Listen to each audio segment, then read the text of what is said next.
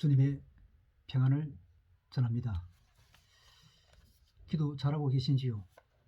오늘은 기도의 대가라고 불리는 E.M. 바운제의 기도해야 산다라는 책을 소개해 드리고자 합니다. 기도해야 산다. 거꾸로 말하면 기도하지 않으면 죽는다 하는 그런 말 아니겠습니까? 기도는 그만큼 절박한 마음으로 해야 될 것입니다. 저자를 잠시 소개하는 것을 읽어드리겠습니다.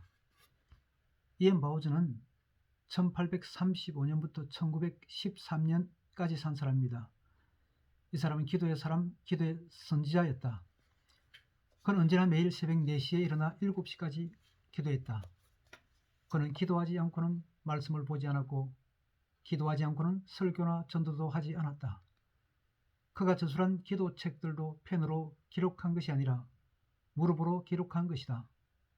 그의 열렬한 기도의 촉구와 기도의 능력에 관한 설복, 기도 응답에 관한 확신의 권면은 100년 동안 전 세계 그리스도인들에게 깊은 감동을 주었다. 그의 글은 한 세기 전의 글이라 하기에는 도저히 믿기지 않을 정도로 오늘날 우리에게도 영혼의 깊은 울림을 남긴다. 성경에 통달하고 인간의 본성을 꿰뚫는 그의 글은 우리의 관절과 골수를 찔러 쪼갠다. 두뇌와 기교만으로 글을 써나가는 오늘날의 표피적인 영성 작가들과는 궤를 달리한다. 그는 신앙의 본질을 파고들어가 하나님의 음성을 대변하는 선지자의 영성을 가진 사람이다. E.M. 바운제는 이 책에서 기도해야 산다라고 역사한다.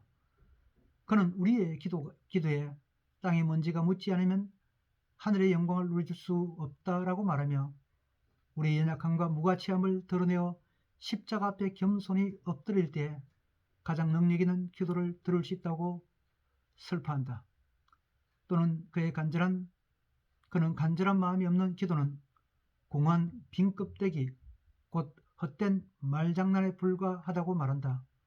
그는 오늘날 요란한 영이 우리 마음속에 깊이 침투하여 우리로 하여금 많은 활동과 봉사를 하게 하지만 간절한 마음과 찬 기도의 정신은 온데간데 없이 사라졌다고 날카롭게 지적한다. E.M. 바운제의 책은 저희 서재에도 몇 권 있고 그리고 제가 종종 자주 읽는 중요한 책입니다. 오늘 이 책 중에 특별히 66페이지에 기도는 고난 속에서도 하나님을 발견하게 한다는 그 내용을 잠시 소개해 드리고자 합니다. 지금은 고난의 때입니다. 전 세계가 고난에 직면했습니다. 이 고난에 예외되는 사람은 어느 누구도 없습니다. 그래서 고난과 기도에 대해서 한번 읽어드리고자 합니다. 기도와 고난의 관계. 기도와 고난은 서로 밀접히 연관되어 있다. 기도는 고난의 때에 놀라운 가치를 발휘한다. 고난은 종종 기도로 하나님을 찾게 만든다. 인간이 고난을 당할 때 토해내는 소리, 그것이 곧 기도이다. 기도는 고난의 순간에 위대한 빛을 발한다. 기도는 종종 우리를 고난에서 건져낸다. 또한 기도는 고난을 견딜 수 있는 힘과 인내를 제공하는 한편 고난 속에서도 위로를 찾게 한다. 참된 힘의 권한을 알고 기도를 중단하지 않는 사람은 지혜롭다. 인간이 사는 세상에서 고난은 불가피한 현실이다. 성경은 여인에게서 난 사람은 사는 날이 적고 괴로움이 가득하며 욥기 14장 1절이라고 말한다. 고난은 모든 인간이 공통적으로 겪는다. 고난은 시대나 장소나 신분을 가리지 않는다. 부자든 가난한 자든 배운 자든 못 배운 자든 모두가 인간의 타락으로 인해 이 슬프고 고통스러운 유산을 물려받았다. 여러분 가운데 고난 없는 사람이 있습니까? 다 고난이 있습니다. 자, 계속 읽도록 하겠습니다.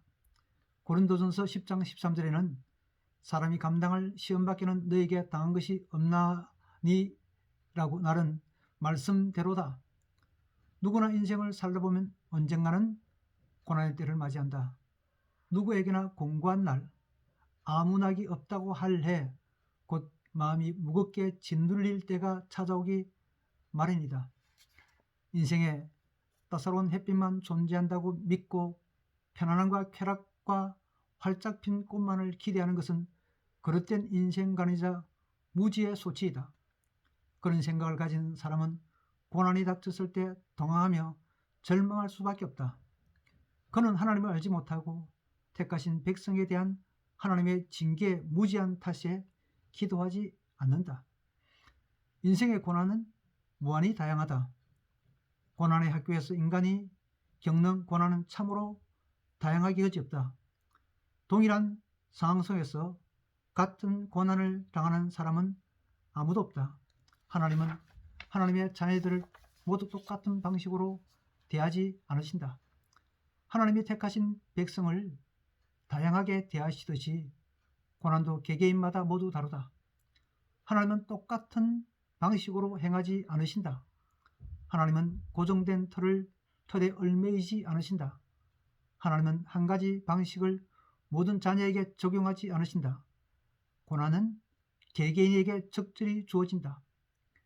인간은 각자 자신만의 특수한 환경 가운데 고난을 맞이한다. 고난을 좋아하는 사람 아무도 없습니다. 근데 고난을 통해서 우리가 정금 같은 보배로 나오게 됩니다. 그래서 고난은 사실은 하나님의 기도 학교입니다. 자, 계속 읽습니다. 하나님의 목적을 이루는 최상의 도구. 고난은 하나님의 목적을 수행하는 일에 실패하지 않는 한 하나님의 뜻을 받들어 섬기는 역할을 한다. 고난은 전능하신 하나님의 통제를 받는다. 고난은 하나님의 목적을 가장 효과적으로 이룬다. 고난은 성도들을 거룩하게 하는 수단이다. 하나님의 손길은 인간이 당하는 모든 고난에 개입한다. 물론 하나님이 마음 내키시는 대로 직접 불행한 사건을 일으키시지는 않으신다. 또한 하나님은 사람들이 겪는 모든 고통과 괴로움에 대해 아무 책임이 없으시다. 그러나 그 어떤 고난도 하나님의 허락 없이 세상에 몰아닥치거나 성도나 죄인의 삶에 찾아오는 법은 없다. 고난은 하나님의 계획과 섭리를 통해 주어지며 그 고통스러운 사역을 성취함으로써 은혜로운 구원 계획을 실행한다.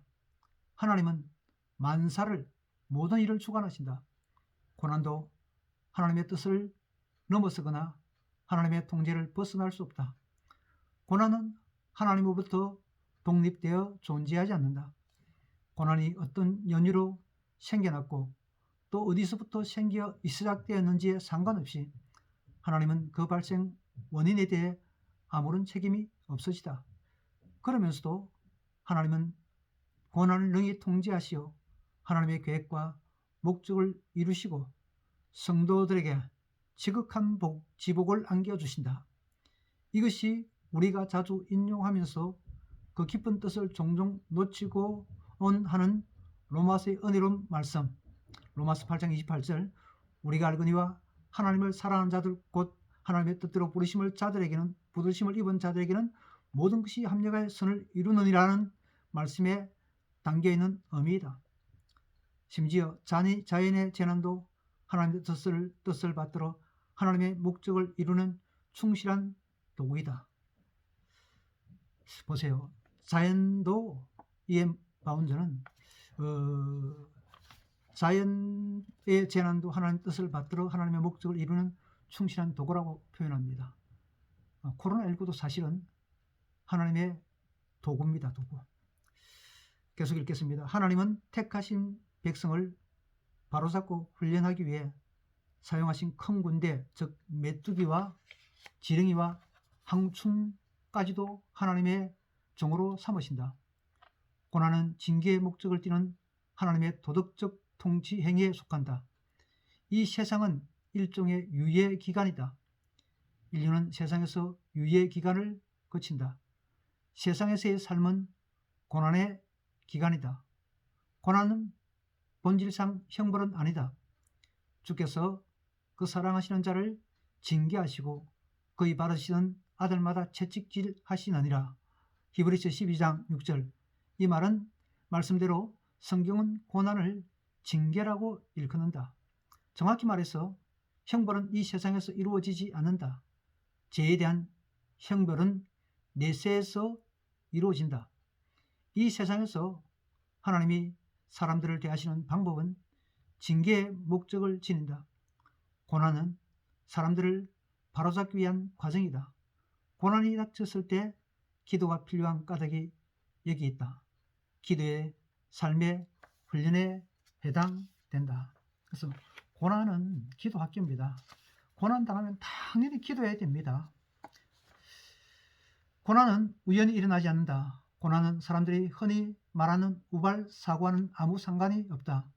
성경은 재앙이 티끌에서 일어나는 것이 아니요 고난은 흙에서 나는 것이 아니라 인생은 고난을 위하여 나나니 불티가 위로 나랑 같으니라 라고 말한다. 욥기 5장 6절 7절.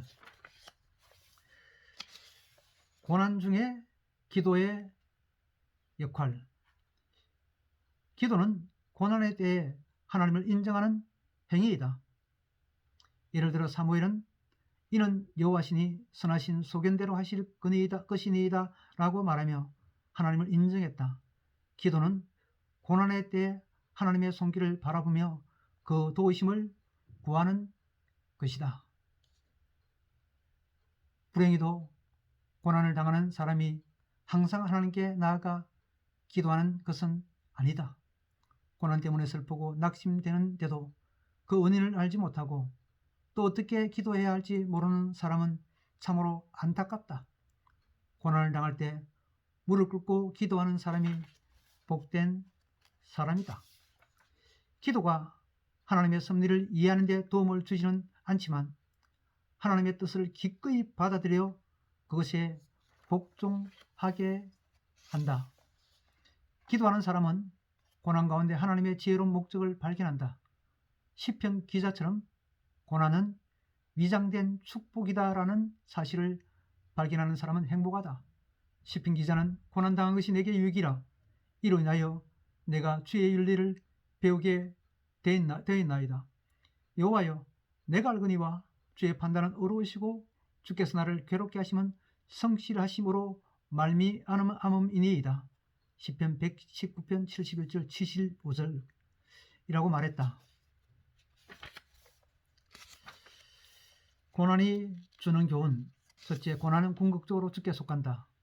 둘째, 고난의 원인에 상관없이 우리는 항상 기도로 하나님께 아뢰올 수 있고 기도를 통해 가장 큰 영혼의 유익을 얻을 수 있다. 기도는 고난을 우리의 가장 큰 유익으로 바꾸어 주신다. 하나님이 생각하시는 고난의 결과는 항상 선하다.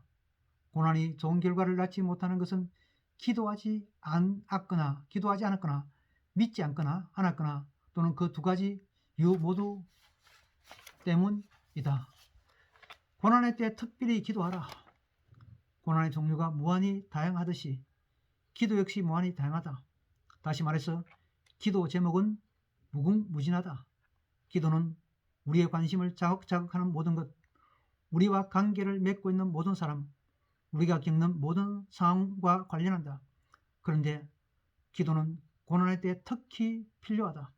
시편 기자는 시편 34편 6절에 이 공고한 자가 부르짖음에 여호와께서 들으시고 그 모든 환난에서 구원하셨도다 라고 말했다. 고난의 때 기도는 얼마나 큰 위로와 축복과 도움을 얻게 하는 수단인가. 고난의 때 하나님께서 우리에게 주시는 약속은 그 얼마나 놀라운가. 저가 나를 사랑한 즉 내가 저를 건지리라. 저가 내 이름을 안 즉 내가 저를 높이리라. 저가 내게 간구하리니 내가 응답하리라. 저희 환난 때에 내가 저와 함께하여 저를 건지고 영화롭게 하리라. 시편 91편 14절 15절. 고난, 고통을 당하든 학대를 받든 근심 걱정에 시달리든 두려움이 엄습하든 죄책감으로 우울하든 죄 때문에 고통스럽던 항상 깨어 기도하라. 여러분, 지금은 고난의 때입니다. 지금 기도하지 않은 것은 어리석은 겁니다. 교만한 겁니다.